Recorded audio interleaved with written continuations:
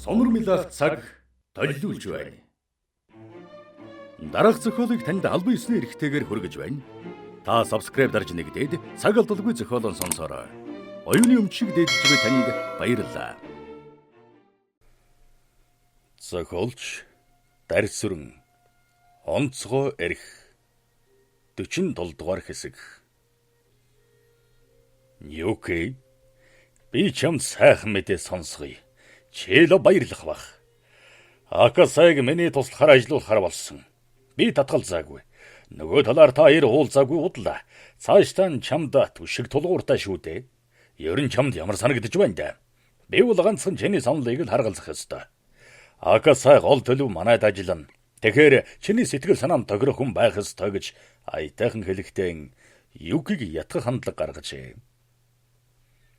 Та дандаа миний төлөө гэж явах юм аа? Та байгаагүй бол би ёстой хамааран газар өмгөх байсан баха. Би таны буйныг яаж хариулна да? Гэж Юкиг баярлан хэлэхэд Тозиягийн сэтгэлд хэд хоног бөгнөрсөн дэглээс хөнгөрчих шиг боллоо.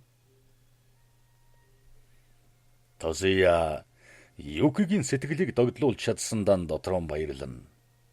Юки сувдаагаас хойш 2 сар гарын хугацаа өнгөрөхөд дуугаан хурааж хаад бүрхсэн тэнгэр шиг царайгаан бүрсэлгэж байсныг нүдний хардсаар мэдээд дотроо сувдааг хорлуулчихлаа гэж бодоод намайг хардж байгаа хэрэггүй. Гэд санахаас айх шиг болдог байлаа. Юки минь охин минь явж хоолоо эдий. Чэбэд хоёр амандан халаад хоолоо марчих шахлаа. Гэд Юкийн царай өд ширдсээр инээмсэглэн.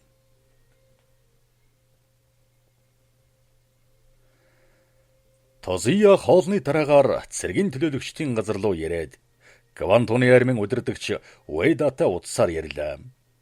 Тэрээр армийн удирдлагад хэд хэдэн зүйлийн талаар санал дэвшүүлээд удирдамж авахар шийджээ. Кака Уэдасан надад нэг санал байна. Үүнийг хэрэгжүүлэхийн тулд таны тусалцаа надад хэрэгтэй боллоо. Би ч таныг туслана гэдэгт итгэж байна. Тозия-сан та хэрэггүй зүйл гуйдгүй шүү дээ. Тэгэхээр таны гуйлтыг заавал хэрэгжүүлэх ёстой болдог. Гэхдээ таны хүсэлт их ээдрээтэй эгзэгтэй гэдгийг ч мартаагүй байна. Харин ээдрийг нь тайлж учрыг тайлбарлавал тусалж болно шүү. Гака танаас нуухай ээдрээ байхгүй. Би Акасайг өөрийнхөө туслахаар авч ажиллуулах саналтай байна. Энд чинь тун сонин санал байна шүү. Гэхдээ юуны өмнө жанжин штабынхантай ярилцах хэрэгтэй болно байх. Тэр чинь манай штабд ажилладаг боловч бид түүнийг ажил төрлийг нь удирддаггүй шүү дээ. Гака би армийн тагнуулын удирдлагатай ярилцсан. Акасайг Юкигийн дэргэд ажиллуулах л гэсэн юм. Юки сувдаагаас хойш ганцаардаад байна. Чухам ийм үед сэтгэл санаа нь өөрчлөгдөж их гүрнүүдийг бараадж мэдэх эгзэг гарч болзошгүй. Тиймээс түүний санаа сэтгэлийг засаж чадах манай хүн олж ажиллуулах нь чухал биз дээ. Гэж Тозия даруухан ярихад Уэда сэтгэлдээ сувдааг устгасан хэрэг явдал ийм учиртай байж дээ гэж боджээ. Квантуны армийн удирдагч Тозиягийн үгнээс түүний санааг ойлгосон болохоор олон зүйл асууж шалгаасангүй. Кака та миний саналыг дэмжвэл Юки бид хоёр 6 дугаар сарын сүүлчээр Токиод очино. Тиймээс Акасайг тэр үед Токио руу явуулбал танд танилцуулж уулзуул хайтайхан завшаан гаргах юм. Тозия-сан би таныг сайн ойлгосны хувьд хүсэлтийг чинь ёсоор болгоё. Харин надад нэг хэлэх юм байна. Та Ёшиг жанжин штабын мэдл шилжүүлбэл яасан юм бэ? Тэнд их утгахгүй. Уэда-сан энэ талаар холбогдох хүмүүс надтай ярьсан. Тэд нар нуурын чандад буюу хасан нуур гэдэг ажиллагаанд шаардлагатай байр зүйн зургийн тодруулалтын ажилд оролцуулах бололтой байсан. Түүнийг зөвшөөрнө. Бас бидэнд ч ашигтай байх. Яагаад гэвэл халах голын байр зүйн зургийн материалыг цуглуулахад баггүй туршлагатай хүн хэрэгтэй биз дээ. Тозия-сан таны энэ санаа надад их таалагдж байна шүү. Хэрв генерал Светоко Кемизогийн ажиллагаа хасан нуурт бүтэмжтэй болох юм бол халах голын ажиллагааг эхлүүлэх асуудал аяндаа төрөгсөн. Гэснээр тэр хоёрын яриа явд сав тохирчээ. Соны ихэн сарын хууч тарах нэгэн үдшийн бүрэнкийгээс шөнө дүл хүртэл мөгдөн дэх Японы төлөөлөгчийн газрын хэд хэдэн цонх гэрэлтэй байлаа. Тозия Тянжингаас ирснээс хойш төлөөлөгчийн газар бэлдүүлсэн албан тасалгаандаа чингэж ажиллаж байсангүй. Хэдхэн хормын өмнө оруулж ирсэн гоёмсог шаазан гүцтэй халуун цайнаас аягалсан Тозия Иван Степановичд тал засаж "Иван минь, халуун цай уу?" гэд түүний царийн хувьд ажиглангуй харахад Сафронов хятад шаазантай цайг эв хавгүй барьж хоочлох зуран. "Тозия-сан, Аяна усуугийн хувьд гэвэл манайхан нарийн судалгаа хийгээгүй. Харин манай нэг туршуул сонин санаа гаргасан юм. Гэхдээ түүнийг нотлох баримт байхгүй. Би тэр туршуулаас нухацтай юм гарч магадгүй гэж бодсон чинь талаар өнгөрлөө. Тэгэхээр томтой айлдчих юм даанч алгадаа" гэж хаяга мансан янзтай хэллээ. "Танай тэр цагаач хочод чинь сувда хасуу тойши хоёрын холбоог сайн мэдж байсан биш үү? Уг нь муугүй зүйл цуглуулсан гэж ярьдаг байсан. Гэхдээ та бид тэрийг мэдж байснаас хэтэрч чадаагүй хүн. Иван минь, чи цагаачийнхаа талаар цуглуулсан материалыг над үзүүлээч. Би уншаад өгье. Би түүний материалыг танд бүрмэс өгч болно шүү." Гэхэд Тозия Сафроновоос салах гэсэн зүйлэн хялбархан авч чадах далим гаргасандаа сэтгэл хангалуун байлаа. Тиймээс дараагийнхан бодол төрхийн тулд Иван Степановичаас санамсаргүй байдлаар "Иван минь, Аяна усуугийн ховц захиалгын газар аль зэрэг орлого тавь? Дам сураг дуулвал аваа хөрөнгөтэй бололтой" гэж асуулаа. "Одоо мэдэгдэж байгаагаар бол захиалагч нараас 30-аад мянган йений урьдчилгаа авсан бөгөөд 80-аад мянган йений эд бараа байгаа юм. Түүнээс гадна Байшингийн эзэн Аяна сууд хөлслүүлж байгаа 15 өрөөний эд хогшлыг нийлүүлээд 100 гаруй мянган йен гэж ярьдаг зуршилтай. Ингэхээр нийтдээ 250 мянган йений хөрөнгө дээр туйлж байгаа ир байх шүү. Аяна суу юм бүхнээ даатгуулсан болов уу?" гэж Тозияг асуухад Иван Степанович дотроо "Хөгшин генерал одоо Аяна усуугаар оролдох нэ" гэж бодлоо. "Тийм их хөрөнгийг даатгуулахгүй тэнэг хүн байдгүй байх шүү" гэж хэлээд Иван Степанович ичнэндэн Аяна усуугийн талаар Симото далдуур сургалаад байсан. Тэгэхээр энэ санаачлаг бол Симотос идэж Тозиягаар дэмжүүлсэн хэрэг биз гэж бодов. "Ивана, хоёулаа нэг зүйлийг хамтран хийнэ. Чи түүнийг гардан гүйцэтгэх хүмүүсийг олж зохион байгуулах хэрэгтэй. Харин би түүнээс үүссэн хохирлыг нь даая. Аяна усуугийн хуудасны газрыг шатаалаа гэж үзэхэд Байшинг нь яах вэ? Энэ асуудал бий" гэж Сафроновыг хэлэхэд өөрийнх нь ярианы өнгөөр Тозиягийн бодлыг багцаалсан Иван Степановичийн хэрсэн ухааныг өвгөн сэтгэлдээ таашаана. "Иван минь, чи ердөө аавыгаа өвдсөн хүү юм аа? Аав чинь хүрийн ярианы өнгөөр бодож хүсэж байгаа зүйлийг нь багцаалдаг тун авахалчтай хэрсэн ухаантай хүн байсан юм. Би ажил төрлийнхөө цар хүрээг урьдчилан мэдж чаддаг авахалчтай хүмүүст дуртай. Тийм хүмүүстэй хамтран ажиллахад урамтай байдаг юм. Та миний бодлыг ярианы аясаар мэдсэн болохоор надад тааламжтай байна" гэд Тозия хуурамчаар нэмсэглэв. "Энэ асуудлаар Симото надтай сэнзийн дуулцахтаа ярьж байсан юм аа. Тэгээд түүний яриаг санаад таны бодлыг багцааллаа.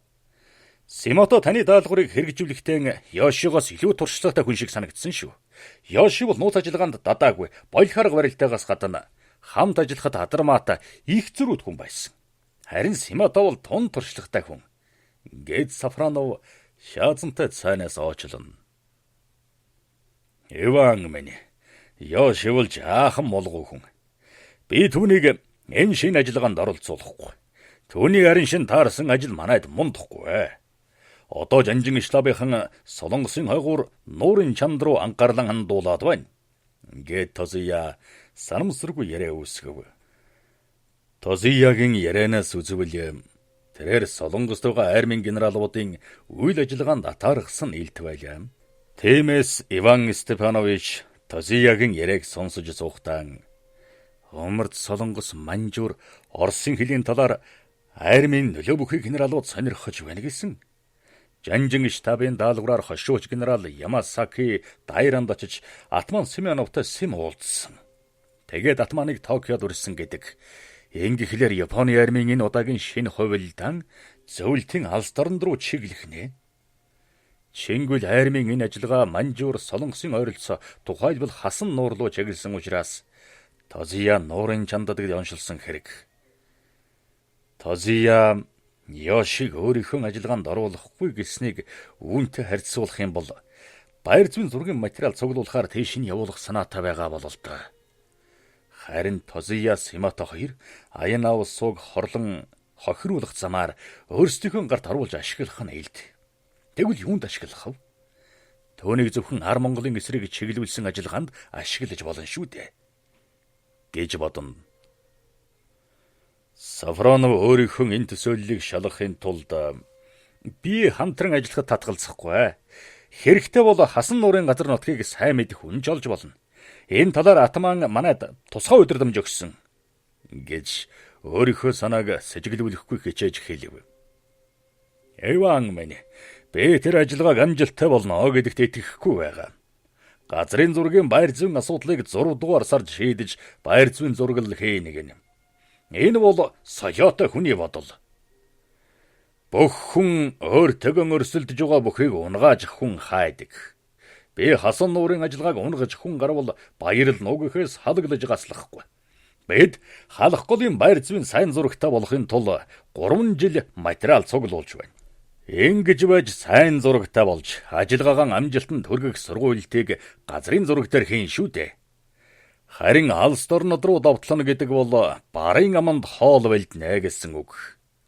Улаан Оросоо төмөр замаар айрман яах ихэн зургүй татаж амжина.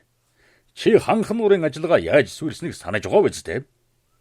Тэгэхээр Улаан Оросын алс дорнод руу давтлана гэдэг чинь хэдэн жилийн өмнөөс бэлдсэн бэлтгэл сайтай хайрамтай улаан халз үзнэ гэсэн үг. Тэрэн дор бол Монголыг хамж хаад Монголын хойд хилийн дагуу өргөн фронт нээвэл Улаан Оросууд ямар ч бэлтгэлгүй учраас байгалийн чамдад манай арим амархан хурч гэж мэдэнэ. Тэгэхээр Хасан нуур руу мөлгсөн дор бол халах голын ажиллагааг эхлүүлэх нь илүү ашигтай. Наад зах нь Ар Монголд олигтойхон дардан болон төмөр зам байхгүй. Гэтэл манай арим Монголын хилээс 8 байр хүрэхгүй газарт төмөр зам тавьчихсан. Тэгээд дардан замтай учраас айр маань түргэн хугацаанд шилжүүлж чадна. Халах голыг эзэлж авангууд төмөр зам, дардан зам тавихад шаардлагатай материалыг хэлийн ойролцоо татчихад байна. Ингэхээр бид чинэ халах голын цаад руу төмөр зам тавих бүрэн болцоотой. Тэгээд чи Манжгаа улсын төмөр замын нийгэмлэгийг байгуулчих бол UK тэр нийгэмлэгт хувь нийлүүлж хоршоход ч бэлэн байгаа юм. Ингэхлээр Хасан нуураас халах голын ажиллагаа илүү ашигтай байгаа байц. Гэтэл манай зарим генералууд Семеновын хүчин дулдвайтсан царай гаргаж байна. Солонгост байгаа генералууд Семеновыг Улаан Оростой үзэлцүүлээд цагаантны гол хүч ноён нурууг нь сэвтээд ирэхээр өөрсдийнхөө хүчийг оруулах бодолтой байгаа. Харин Семенов манай генералуудын энэ санааг мэдж байгаа болохоор өөрийнхөө зэргүүдийг давдав хөдөлгөхгүй. Суэто Камейзогийн байдлыг харахаар муу санаалаад байгаа бололтой. Энэ бол Атманы зөв. Ингэснээрэн Атман Оросын дөрвөгчдийн хүчийг бэлтгэлдүүлдэх арга олсон юм. Сафронов Тозиягийн яриг анхааралтай сонсоод сүүлийн хэдэн жил Японы армийн удирдлага сайд нарын танхимд гарсан зөрөлдөөнийг бодов. Японы армийн генералууд бие биенээсээ өрсөж янз бүрийн өдөөн хатгалаг хийж их баг ялгадал хүлээж үлэмжхэн зэвсэг цэргийн амийг гарздаж байхад сайд нарын танхим ерөнхий сайдын олбог түшилгийг цэргийнхэнд алдахгүй тулд цэргийн зардалд хайн хандаж армийн ажиллагааг аль болохоор чөдөрлөж байлаа. Үүнээс шалтгаалж хятадыг эзлэх ажиллагаа ахиц муутай болж Ар Монгол руу чиглэсэн Квантуны армийн санаачлага удааширч Уэда Тозия хоёрын санаачлага хавханд орсон юм шиг гацжээ. Иймээс Тозия өөрийнхөө ажиллагаанд саадуулсан генералуудын элдв ажиллагааг суурилд оруулахыг хичээж тэдний нууцтай холбогдсон зүйлийг задруулах хаасч боцохгүй байв. Тозия зөвлөлтийн алс дорнд руу чиглэсэн давталгааныг суурилд орвол Монгол руу чиглэсэн ажиллагааг эхлүүлэх хугацааг түргэх нэ гэж итгэжээ. Энэ учраас Улаан Оросын тагнуулуудыг олж уулзаад Хасан нуурын ажиллагааг ээлжилж төлөвлөгөөг нь авч өгөхөд ч бэлэн байлаа. Тозия өөрийнхөө ажиллагаанд Оросын дөрвөстийн товчоог ашиглахын тулд Сафроновтой чингэж ярилцахдаа Ярианы хаан сэдвийг үл ялэг хазаалгаснаа мэдээд ажил хэргийн талаар ярихаар шийдэв. Иван минь, би чамтай ажиллаанд хөрлөө. Юкэбит хоёр удахгүй Токио явна. Тэр хагур Симато хоёр Аяна улсуугийн асуудлыг шийдэж мухарлах хэрэгтэй. Ялангуяа Аяна улсуугийн хувцас захиалгын газрыг шатаасны дараа тэднийд хувцас захиалсан Оросын товчоонд харьяалагддаг хадагта нарын дунд дорвитойхон ажил зохиож хил ам татлуулах нь чухал шүү. Аяна улсуу тэр сүрлээс хялбархан гарахын тулд Симототой хил аман олзож чадна гэж Тозия хэлэхэд Тозия-сан, би таны өгсөн даалгаврыг биелүүлэхийн тулд өөрөө гардан гүйцэтгэх болно. Харин Оросын дөрвөстийн фашист холбоонд зохисны удирдамж өгвөл миний ажил саадгүй бүтэн шүү дээ гэж Сафроновыг хэлэхэд Тозия түүний саналыг нь үг дуугүй хүлээн авлаа. Иван минь, би Разаевскийнхэнтэй ярьж чиний ажилд туслах удирдамж өгнө. Харин одоо ажил төрлийнхөө яриаг болий. Чи Харбин руу буцах гэж яраагүй үстэй. Юкэгийн сэтгэл санаа совдагаас хойш тааруухан байгаа. Тиймээс чи хэд хоногтон энд байж цаатахын сэтгэл санааг засахыг бод. Та хоёр чинь багасаа тоглож надад өссөн болохоор заримдаа чамайг үгүйлдэг бололтой. Гэж хэлэхэд Сафронов Тозиягийн зөвлөгөөнийг хүлээн авчээ.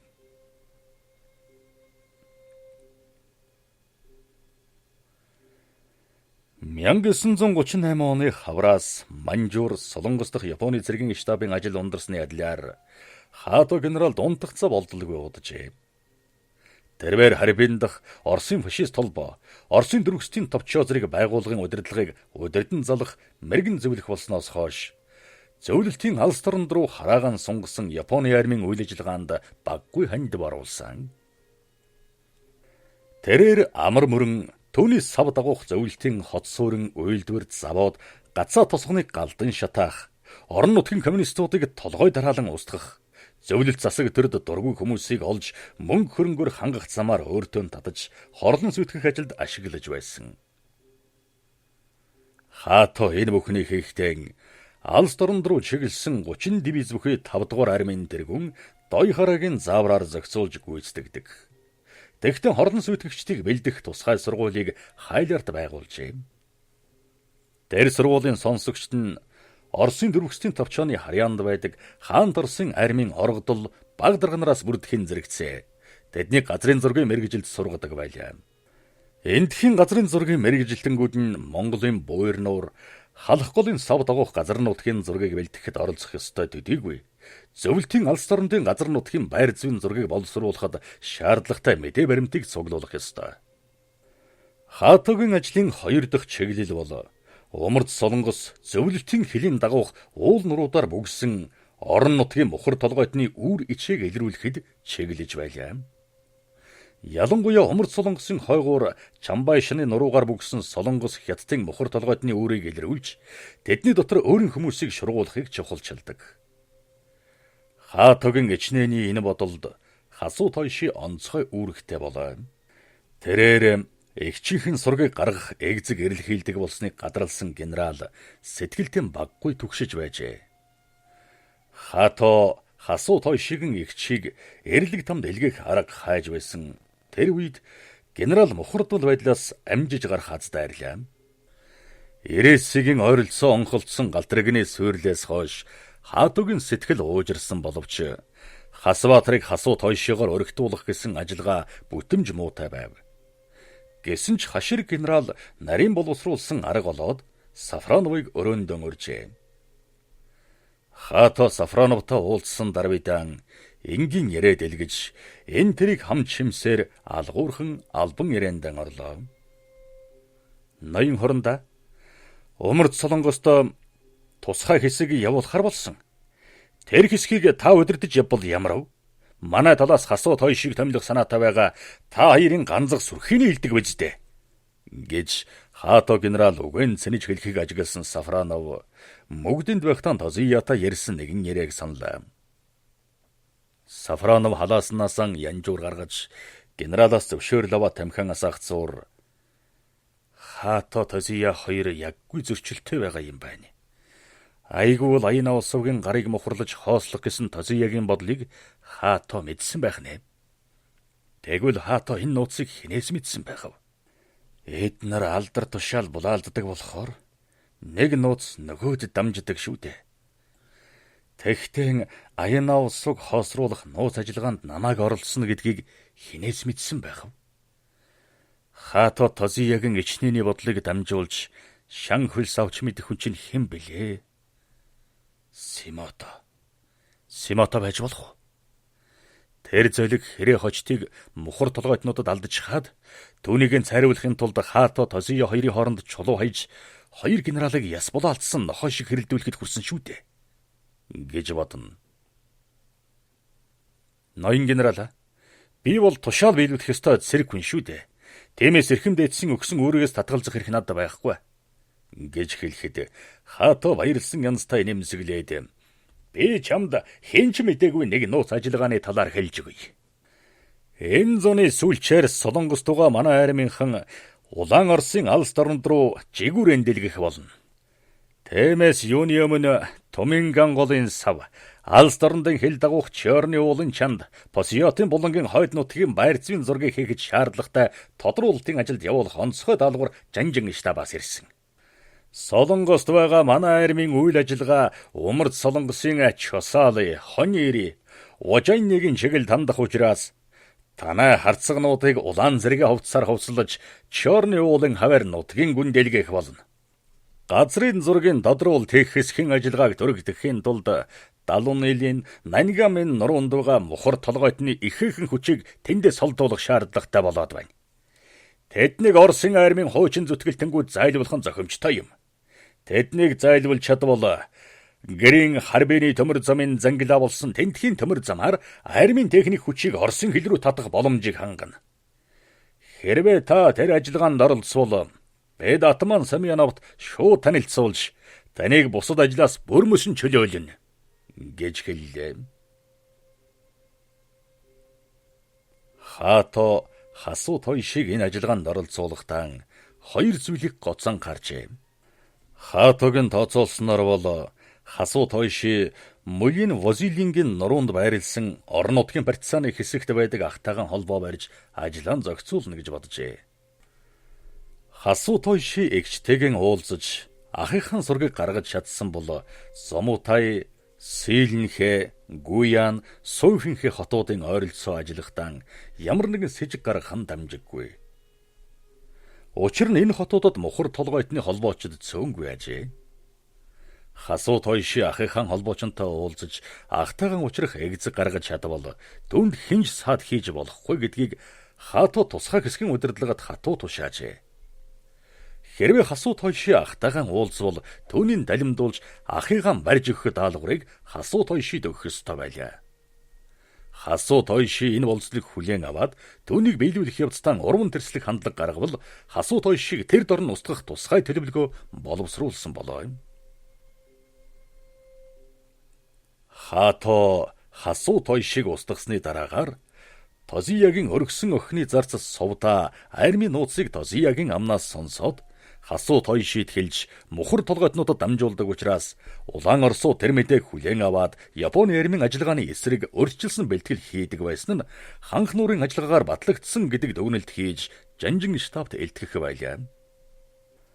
Хато энэ ажиллагаагаан амжилтанд хүргэж баримтаар нотолж чадвал хязгааргүй эрх дарахтай Тозиягийн толгой дээр цахиур хагалж түүний оронд өөрийгөө залах ёстой гэж үзэх ажээ. Өөрөөр хэлбэл зүүн умард хятад Манжуур зөвлөлт рүү хараагаан сунгасан эзэн хааны нүд чих бол чадвал армийн томчуулын зиндаанд орно гэдэгт итгэнэ. 47 дугаар хэсэг төгсөв.